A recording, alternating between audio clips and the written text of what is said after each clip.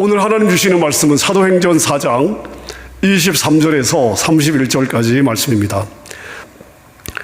사도들이 노임의 그 동료에게 가서 제사장들과 장로들의 말을 다 알리니 24절 그들이 듣고 한 마음으로 하나님께 소리를 높여 이르되 대주제여 천지와 바다와 그 가운데 만물을 지은 이시여 또 주의 종 우리 조상 다윗의 입을 통하여 성령으로 말씀하시기를 어찌하여 열방이 분노하며 족속들이 허사를 경영하였는고 세상의 군왕들이 나서며 관리들이 함께 모여 주와 그의 그리스도를 대적하도다 하신 이로소이다. 과연 헤롯과 본디오 빌라도는 이방인과 이스라엘 백성과 함세하여 하나님께서 기름 부으신 거룩한 종 예수를 거슬러 하나님의 권능과 뜻대로 이루려고 예정하신 그것을 행하려고 이 성에 모였나이다. 주여 이제도 그들의 위협함을 굽어보시옵고 또 종들로 하여금 담대히 하나님의 말씀을 전하게 하여 주시오며 손을 내밀어 병을 낫게 하시옵고 표적과 기사가 거룩한 종 예수의 이름으로 이루어지게 하옵소서 하더라. 함께 읽습니다. 빌기를 다음에 모인 곳이 진동하더니 무리가 다 성령이 충만하여 담대히 하나님의 말씀을 전하니라. 아멘. 안녕하세요. 토렌스 좋은교회를 섬기는 김우준 목사입니다. 오늘 LA 사랑의 교회 성도님들과 함께 말씀을 나눌 수 있도록 귀한 예배에 초청해 주신 김기선 목사님과 모든 성도님들에게 감사를 드립니다. 이 시간을 통하여 오직 예수님만이 주인공 되시고 홀로 영광 받으시는 시간이 될 수 있기를 간절히 원합니다. 제가 짧게 기도하고 우리 삶의 단 하나의 열정이라는 제목으로 하나님 말씀 함께 나누겠습니다. 참 좋으신 아버지 하나님, 지금 이 시간 LA 사랑의 교회 성도님들 마음문을 활짝 열어주셔서 말씀을 통해 하나님의 음성을 듣게 하여 주시옵소서. 하나님 없는 저는 아무것도 아닙니다. 저의 모든 생각과 마음과 입술을 주의 성령으로 온전히 주장하셔서 하나님 하시고 싶으신 말씀만 선포하게 하여 주시옵소서. 감사하며 예수 그리스도 이름으로 기도합니다. 아멘. LA 사랑의 교회 성도님들은 여러분의 어린 시절이 기억나십니까? 저의 어린 시절에 대한 기억은 동네 친구들과 신나게 뛰어놀던 추억들로 가득 차 있습니다. 그 당시 제 또래 남자아이들에게는 3종 경기가 있었습니다. 팽이치기, 구슬치기, 그리고 딱지치기입니다.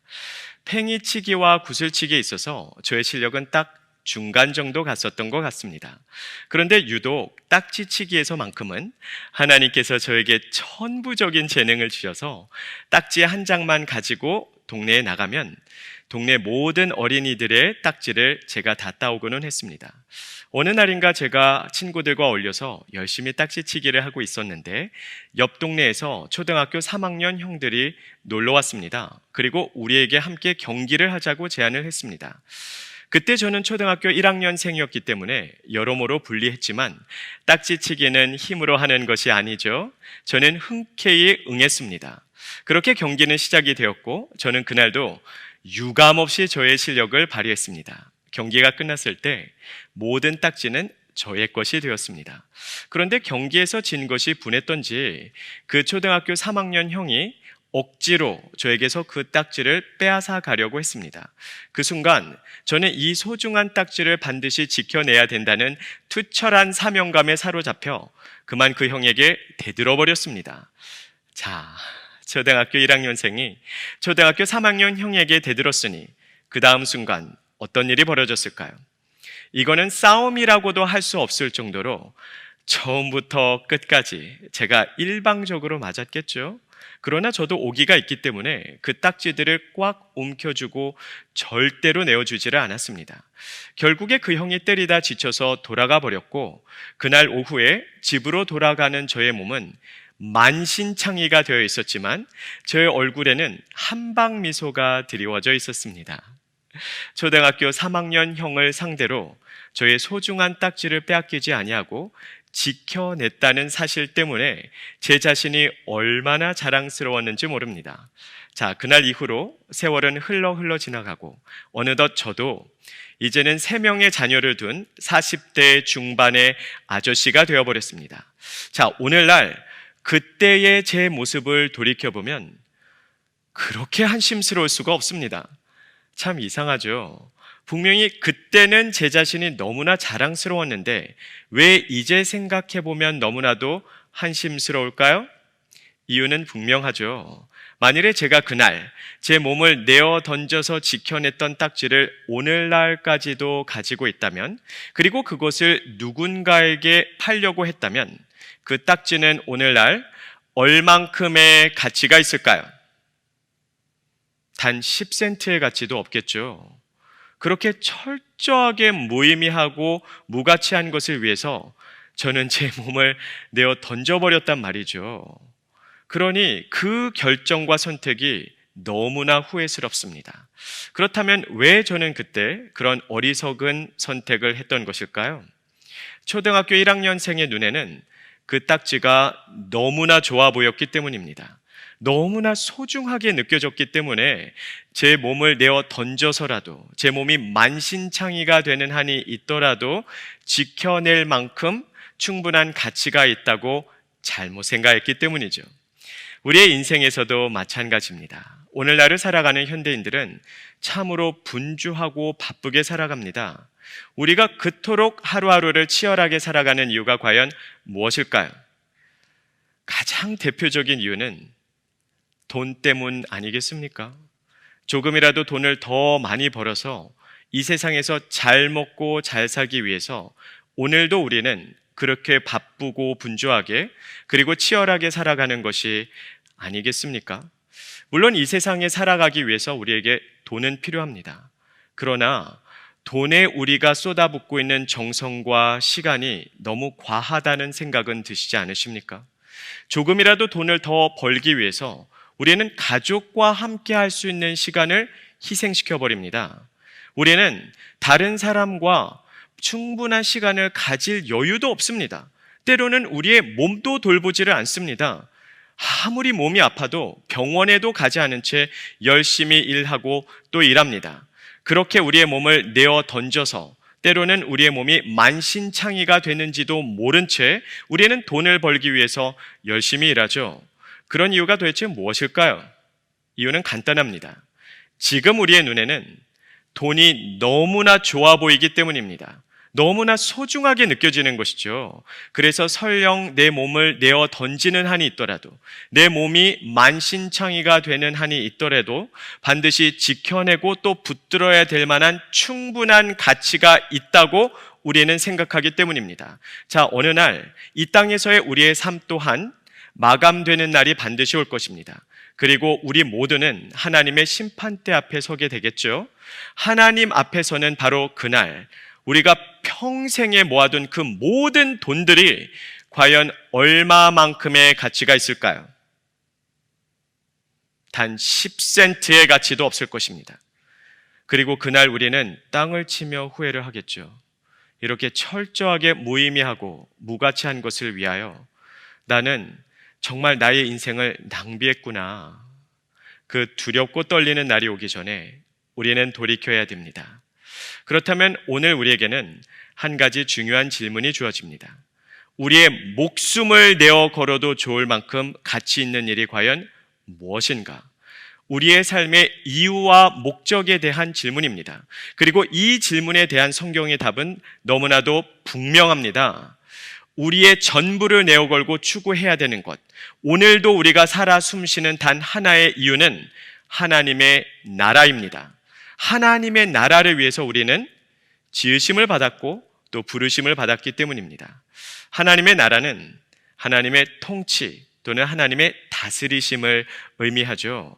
내가 예수님을 나의 삶의 왕으로, 나의 삶의 주인으로 모셔드려 예수님의 다스리심 가운데 살아가며 또 땅끝까지 복음을 전하여 모든 나라와 민족과 족속과 방언이 그들도 예수님을 주인으로 모셔드리고 주님의 다스리심 가운데 살아가며 함께 하나님을 예배하는 세상을 만들어 나가는 것, 그것이 모든 그리스도인들에게 주어진 사명이고 우리의 삶의 이유이며 목적이기 때문입니다.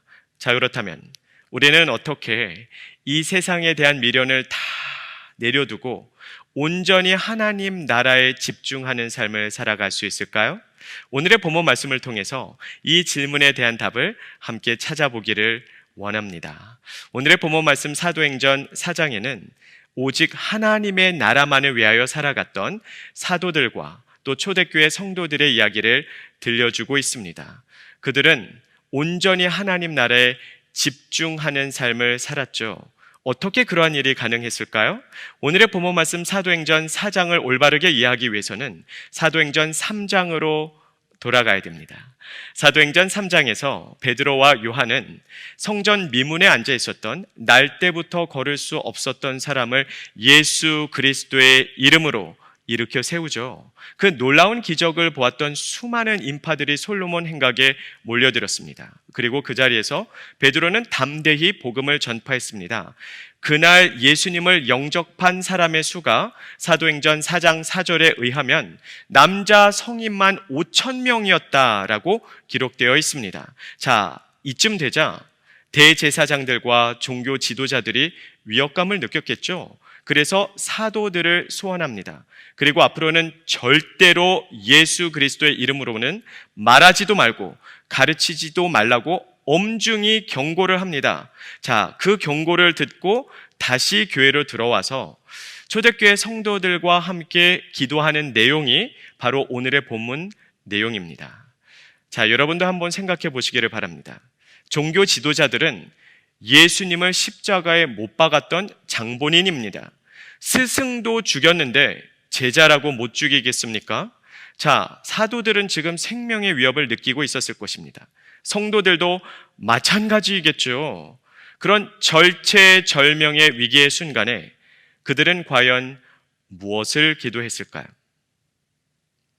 여러분이라면 무엇을 위해 기도하시겠습니까? 남의 이야기라고 생각하지 마시고 여러분이 그 상황 안으로 한번 들어가 보시기를 바랍니다. 지금 우리 모두는 생명의 위협을 당하고 있습니다. 자칫 잘못하면 나뿐만이 아니요, 내가 사랑하는 가족과 다른 성도들도 크나큰 위험에 처할 수 있습니다. 자, 이러한 상황이라면 무엇을 위해서 기도하시겠습니까? 아마도 우리라면 하나님, 제발 우리를 보호하여 주시옵소서. 그리고 제발 이 고난이, 이 핍박이 하루속히 지나가게 하여 주시옵소서. 이렇게 기도하지 않았겠습니까? 근데 참으로 놀랍게도 오늘의 본문 말씀은 눈을 씻고 찾아봐도 그런 내용을 찾을 수가 없습니다. 자, 그렇다면 정작 그들은 무엇을 위해 기도했을까요?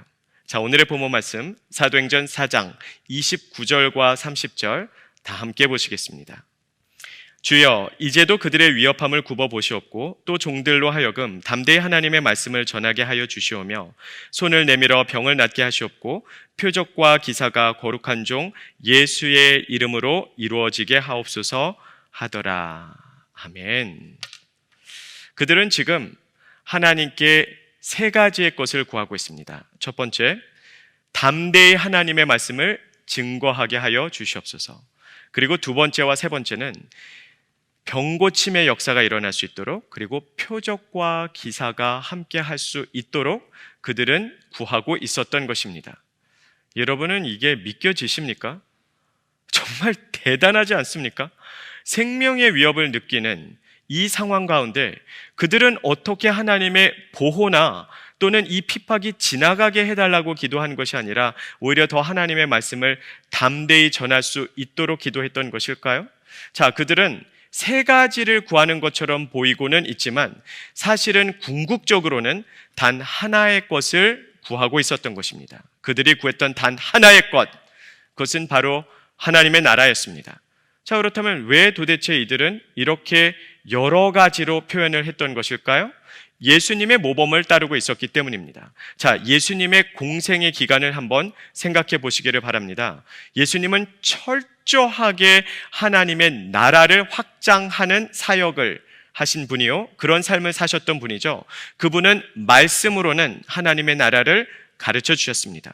그리고 병고침과 표적과 기사를 통해서는 하나님의 나라를 보여주셨습니다.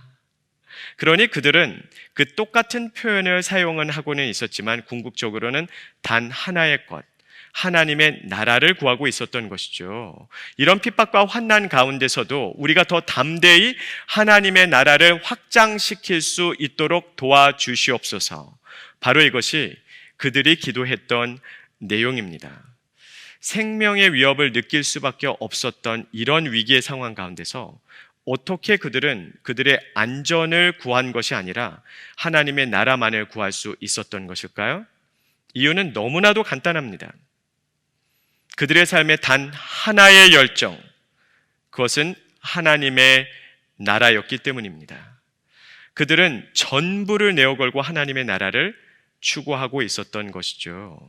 오늘날 참 많은 사람들이 이렇게 생각을 합니다. 사도들과 초대교회 성도들의 가장 큰 관심사가 하나님의 나라였구나. 과연 그럴까요? 아닙니다. 사도들과 초대교회 성도들의 가장 큰 관심사가 하나님의 나라였던 것이 아니라 하나님의 나라는 그들에게 있어서 유일한 관심사였습니다. 여러 관심사들 가운데서 가장 큰 관심사가 하나님의 나라가 아니라 오직 하나님 나라만을 바라보고 하나님 나라만을 추구하는 삶을 살았던 것이죠.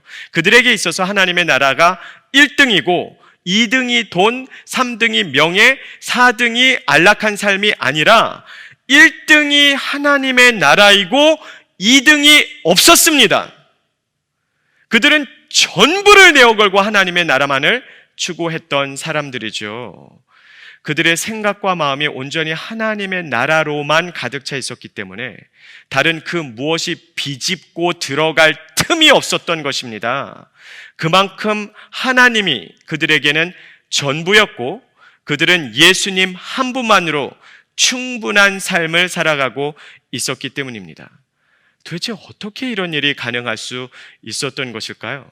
자, 그들의 기도 내용을 좀 더 잘 깊게 살펴보면 그 이유를 우리는 알 수가 있습니다. 자, 오늘 본문 말씀에 기록된 사도들과 성도들의 기도가 어떻게 시작하고 있습니까? 자, 오늘의 본문 말씀 24절 다 함께 보시겠습니다. 그들이 듣고 한 마음으로 하나님께 소리를 높여 이르되 대주제여 천지와 바다와 그 가운데 만물을 지은 이시요. 그들의 기도를 어떻게 시작하고 있습니까? 하나님의 하나님 되심을 인정하는 것으로 시작하고 있습니다. 그들은 다음과 같이 고백하죠. 대주제여 하나님께서 천하 만물을 통치하시는 분이심을 인정한 것입니다. 그와 동시에 하나님의 창조주 되심을 고백하고 있지 않습니까?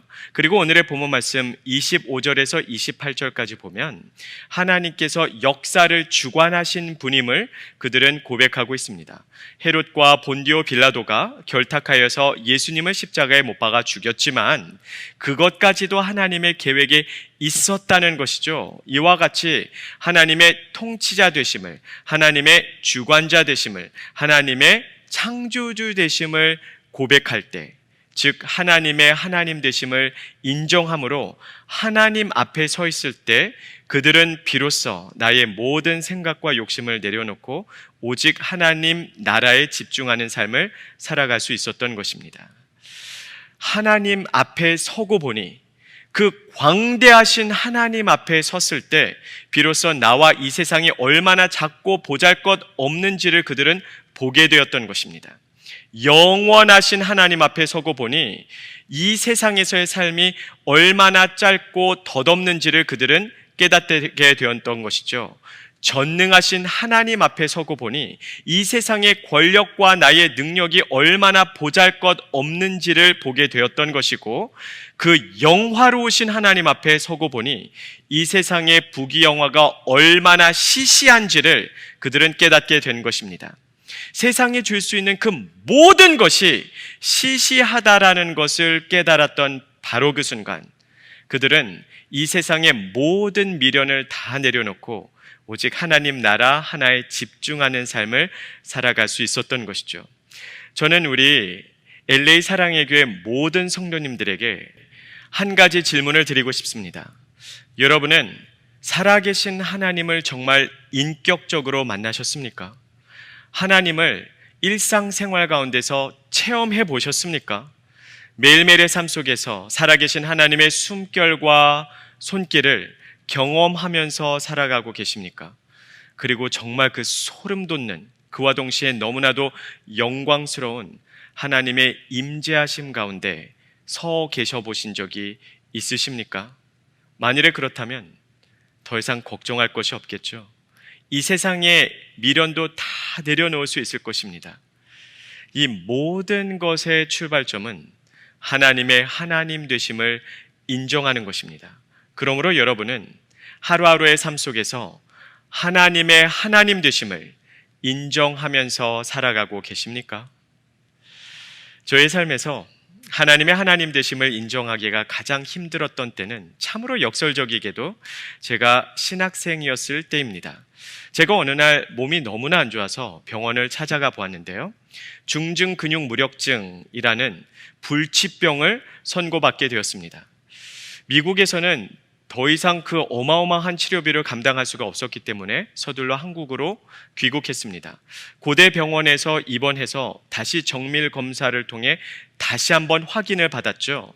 그날 의사 선생님이 저를 앉히고 하셨던 말씀을 오늘날까지도 저는 생생하게 기억합니다.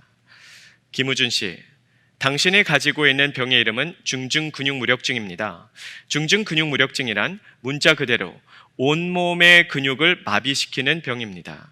이미 눈에서부터 시작이 되었고 얼굴 근육으로 퍼져나갈 것입니다. 팔과 다리를 마비시키고 결국에는 온 몸을 움직이지 못하도록 마비시킬 것입니다.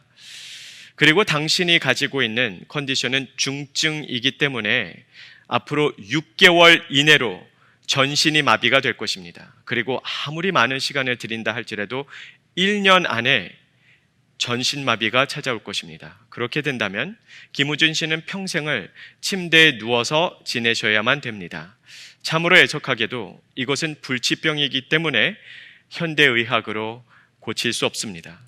의사로서 환자에게 이런 소식을 전해야 된다는 것이 참 마음이 아프지만 알고 계셔야 되기 때문에 또 마음의 준비를 하셔야 되기 때문에 솔직히 말씀드립니다. 오늘부터 입원하세요. 제가 중환자실에 앉아서 얼마나 마음이 상했는지 모릅니다. 한참을 멍하니 가만히 앉아 있었습니다. 많은 시간이 지난 후에야 저는 하나님께 기도하기 시작했습니다. 그리고 저의 상한 심정을 다 토해내기 시작했습니다. 하나님, 저에게 왜 이런 고난을 허락하십니까? 저는 도저히 이해를 할 수가 없습니다. 이렇게 비참하게 저의 인생을 끝내버리실 거였다면 왜 저에게 소명을 주셨고 왜 저를 사역자로 부르셨습니까?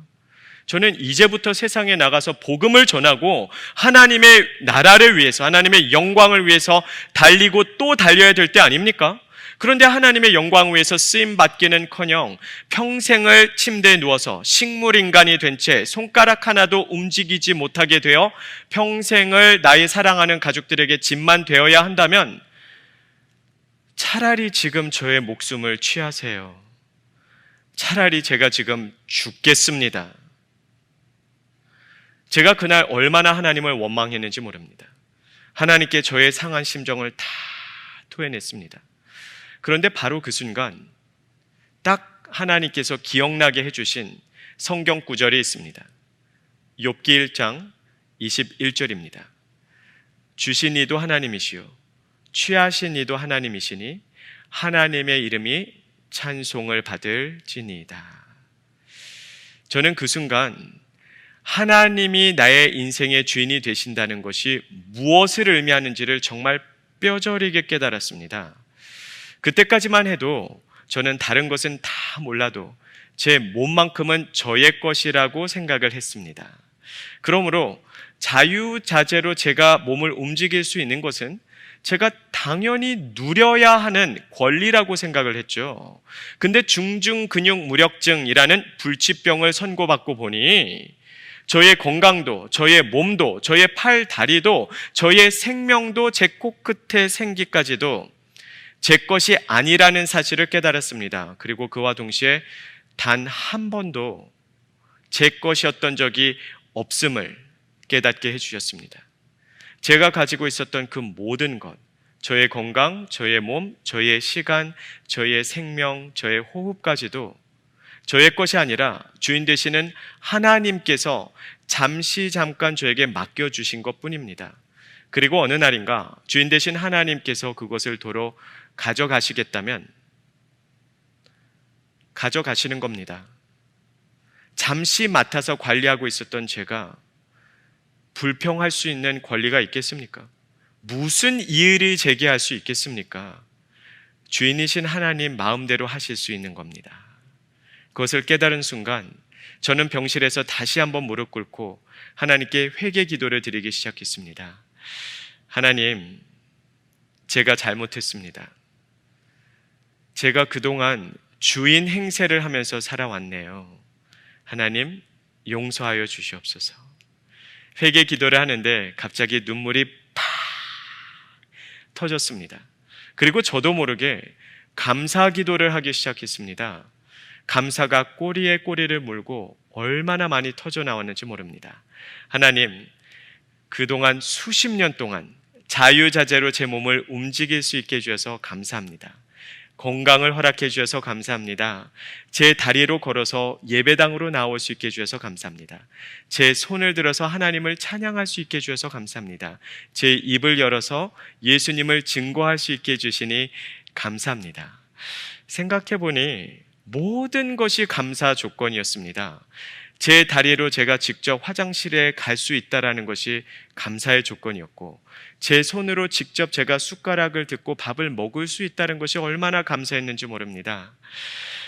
저를 위해서 사랑하는 마음으로 기도해주는 성도들과 가족이 있었다는 사실에 감사하고, 아직도 내가 호흡할 수 있다는 사실에 감사하기 시작했습니다. 그리고 제가 그 기도를 마칠 때쯤 제가 한 번도 생각하지 않았고 계획하지 않았던 고백이 제 입을 통해서 흘러나왔습니다. 저는 그날 다음과 같이 기도했습니다. 하나님, 6개월의 시간이 지나 제가 전신이 마비가 되면, 그래서 조금도 움직일 수 없게 되면 저는 마음으로 하나님을 찬양하겠습니다. 다시 한번 말씀드립니다. 제가 한 번도 생각하지도 않았고 계획하지도 않았던 고백이었습니다. 즉, 제가 믿음이 너무나 좋기 때문에 그런 고백을 했던 것이 아니라, 저의 믿음은 형편없었지만, 저는 하나님을 원망하고 불평하는 사람이었지만 하나님께서 저를 불쌍히 여기셔서 성령님을 통해서 저의 입술로부터 그러한 고백을 이끌어내 주신 것이었죠. 그런데 그 고백을 하고 보니 정말 말로 형용할 수 없는 평강이 물밀듯이 찾아오기 시작했습니다. 그렇게 마음이 편할 수가 없었습니다. 걱정할 것도 없고 불안할 이유도 전혀 없었습니다. 저의 생명과 저의 건강을 다 주님께 내어 맡겼기 때문입니다. 어떤 상황이 오든 하나님을 찬양할 것이라는 결론은 변하지 않을 것이었기 때문입니다. 만일에 하나님께서 저를 고쳐주신다면 건강을 회복해 주심으로 인하여 하나님을 찬양할 것이고, 만일에 하나님께서 저를 치유해 주시지 않는다면 지금은 이해가 가지 않지만 여기에도 하나님의 선하신 뜻이 있음을 믿음으로 하나님을 찬양하면 그만이기 때문입니다. 결론은 변하지 않습니다. 그리스도인은 모든 상황 가운데 하나님을 찬양하고 하나님을 예배합니다. 하나님의 하나님 되심을 인정할 때, 하나님의 주인 되심을 온전히 인정하여 나의 생명과 나의 건강까지도 다 내려놓을 때 모든 걱정이 사라지고 온전히 예배하는 삶을 살아갈 수 있었다는 것이죠. 저는 그때 깨달았습니다. 그동안 왜 제가 항상 걱정하고 항상 염려하며 항상 불안해하면서 살았는지를, 그동안에는 제가 입술로는 예수님을 주님이라고 말은 했지만 사실은 제가 주인 행세를 하면서 살았습니다. 그러기에 인생의 중대한 결정을 내릴 때 제가 다 결정을 해버렸습니다. 제 인생에서 제가 가고 싶은 곳, 제가 추구하는 곳, 저의 인생의 목적지들을 제 임의로, 제 마음대로, 제 욕심대로 제가 다 결정해버렸습니다. 내가 가고 싶은 대학은 여기, 내가 취직하고 싶은 직장은 이곳, 내가 앞으로 살아갈 곳은 이 지역이야, 내가 사업을 시작했으니 적어도 이 정도의 매상액은 있어야 되고, 내가 프로젝트를 시작을 했으니 당연히 성공해야 된다고 저는 생각을 했습니다. 제 마음대로, 제 욕심대로 저의 인생의 목적지들을 다 제가 결정해버린 것이죠. 그러면 제가 언제 기도했을까요? 제 임의로 결정한 목적지를 향해 달려나가다가 장애물을 만났을 때입니다. 그때는 정말로 열심히 기도했죠. 새벽 기도 나가서 부르짖었습니다. 오 하나님, 빨리 달려오셔서 이 장애물을 제거하여 주시옵소서. 이 고난과 어려움과 역경이 지나가게 하여 주시옵소서. 목적지는 제가 결정하고 하나님께는 장애물을 제거해 달라고만 기도를 했습니다. 이러한 구도 가운데서는, 이러한 생활 가운데서는 하나님이 나의 인생의 주인이 아니라 저의 행복 도우미에 불과했습니다. 하나님의 하나님 되심을 인정하지 아니하니 하나님의 나라를 추구하는 삶을 살아갔던 것이 아니라 저의 왕국을 건설하는 삶을 살아가고 있었던 것이죠. 기도는 열심히 했습니다. 장애물이 있을 때마다 기도했으니 얼마나 열심히 기도했겠습니까? 그러니 기도 열심히 하는 청년이라고 칭찬은 다 받았습니다. 그러나 결코 하나님께서 기뻐하시는 기도 생활은 아니었죠. 하나님을 온전히 저의 인생의 주인으로 모시고 살아가고 있지 않았기 때문입니다. 그런데 불치병을 선고받고서야 저의 생명도, 저의 시간도, 저의 건강도, 저의 모든 것을 주인 되시는 하나님의 발 아래 내려놓았습니다. 그때 참된 평강을 느끼게 되었죠. 예전에는요, 제가 원하는 것만을 고집했기 때문에 항상 불안하고 항상 걱정할 수밖에는 없었습니다. 제가 간절히 원하는 것을 하나님께서 주시지 않을까봐 불안했기 때문이죠. 그런데 전부를 주님의 발 앞에 내려놓고 보니 걱정할 이유도 없고 불안할 이유도 없었습니다. 어느 상황이 닥치든 항상 하나님을 예배하고 찬양할 것이었기 때문입니다. 그리고 하나님의 하나님 되심을 인정하고 보니 드디어 비로소 세상에 대한 모든 미련을 다 내려놓고 하나님의 나라가 눈에 보이기 시작했습니다. 저는 그때 결심을 했습니다. 어차피 나의 삶에 주어진 시간이 이제 앞으로 6개월밖에는 남지 않았다면 그 6개월의 시간을 복음을 전파하는 데 사용해야 되겠구나. 그래서 저는 고대병원에서 만나는 사람마다 붙들고 복음을 전파했습니다. 예수님을 증거했습니다. 제가 장담컨대 그때의 고대병원에 입원했었던 모든 환자들 가운데 제가 가장 행복한 사람이었습니다. 불치병을 앓고 있으면서도 그렇게 행복하고 그렇게 마음이 편안할 수가 없었습니다. 오늘날까지도 제 인생의 가장 행복했던 순간들 중에 하나로 그때를 제가 손꼽고 있습니다. 그렇게 3개월의 시간이 지나갔습니다. 근데 참으로 놀라운 일이 벌어지기 시작했습니다. 마비 증세가 점점 퍼지다가 어느 순간이 되니까 멈췄습니다.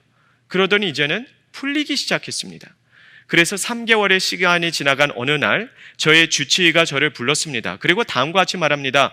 김우준 씨, 참으로 놀랍게도 마비 증상이 다 풀려버렸습니다.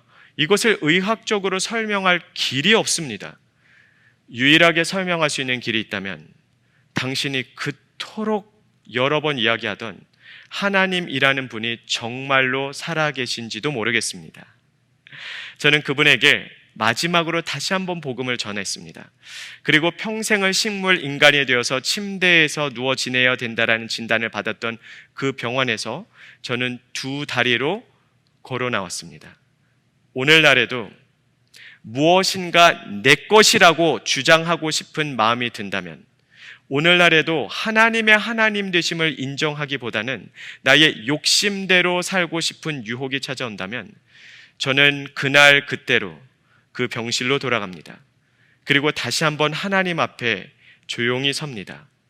전능하신 하나님, 창조주 되시고 주관자 되시며 통치자 되시는 하나님 앞에 섭니다.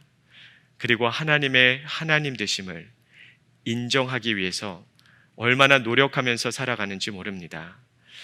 사랑하는 LA 사랑의 교회 성도 여러분, 여러분은 오늘 하나님의 하나님 되심을 인정하면서 살아가고 계십니까? 우리의 삶의 단 하나의 열정, 그것은 반드시 하나님의 나라여야만 합니다. 우리는 하나님 나라를 확장하기 위해서 지으심을 받았고 또 부르심을 받았기 때문입니다. 언젠가 이 세상에서의 삶은 끝이 나게 될 것입니다. 그리고 우리의 삶의 창조주 되시는 하나님의 심판대 앞에 서게 되는 날이 반드시 오게 될 것입니다. 그 두렵고 떨리는 날, 여러분은 어떠한 모습으로 하나님 앞에 서시겠습니까? 온전히 하나님의 나라를 추구한, 전부를 내어걸고 하나님의 영광만을 위해서 살아간 자랑스러운 모습으로 살아가시겠습니까? 아니면 오로지 이 세상의 욕심에 사로잡힌 바 되어서 세상의 돈, 명예, 높은 지위, 그리고 안락한 삶이라는 딱지 조각을 한아름 가득 안은 채 부끄러운 모습으로 하나님 앞에 서시겠습니까? 저는 오늘도 간절히 기도합니다. 우리 LA 사랑의 교회 성도님 한 분 한 분이 하나님의 하나님 되심을 온전히 인정함으로 우리의 인생의 주인 되시는 하나님의 통치하심 가운데 살아가기를, 그리하여서 이 세상의 모든 미련을 내려놓고 오직 하나님의 나라와 하나님의 영광만을 위해서 살아가는 가장 영광스러운 인생 되시기를 예수 그리스도의 이름으로 축복합니다. 기도하겠습니다.